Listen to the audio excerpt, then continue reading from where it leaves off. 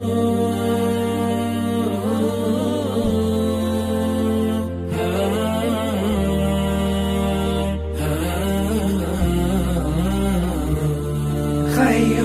وتبتسم الثغور، خير وتنشرح الصدور، خير ويشرق كل نور من خير أهل المشرق. في صحبة القرآن خير، نحياه كي نحيا بخير، ولنا من الأسماء خير. بسم الله الرحمن الرحيم. السلام عليكم ورحمة الله تعالى وبركاته. هردفتوتن كي يقالي كبجمع وكم نجاجر تاني فيادا فيديو خنرتي ملتو جمچو وليلال إن شاء الله. نما أدى يو غافت جرو إساني جمچون جراتشو نمو نفدا أتلي نفتا نلي نفدا نمو جرو سا جمچون جراتشو فد، ولكن كرا جبابات جمچو أكمل تجران أكمل تأرجن جمچو هذا الوليلالنا.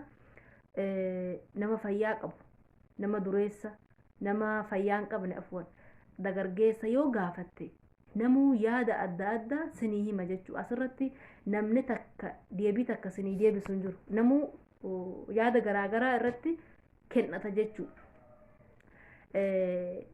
aalima guddaa takkatu jira ture, rabbi rahamata isaanii haa godhu.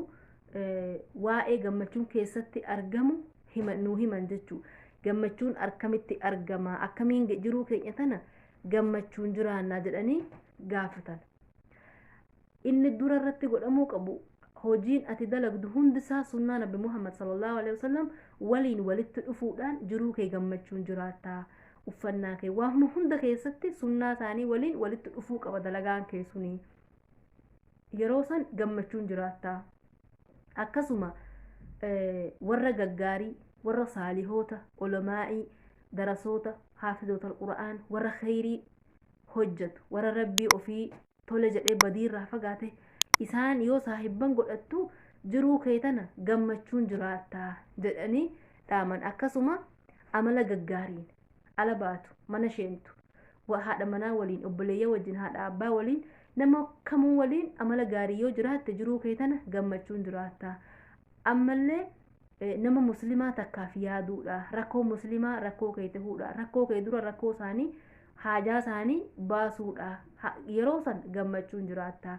akkasuma dirqamtoota rabbii sirratti kaahee yeroon eeggatte salaata yeroon salaachuu, waan dirqama sirratti ta'e san gammachuudhaan kaslaanummaa malee yoo hojjette jiruu kee tana gammachuun jiraata jedhan. akkasuma uumaa rabbii kana waan rabbii uume kan bineensota ta'u ilma namaa ta'u rifqiidhaan ma'arufaan waliin yoo jiraatte jiruu kee kana gammachuun dabarsitaa jedhanii haala kanaan nu dhaabanii nu illee warra waan dhageetti hojjetu rabbi nu haa taasisu, jiruu keenya illee jiruu gammachuu rabbi nu haa godhu, biyya keenya illee rabbi nu haa tolchu insha Allah.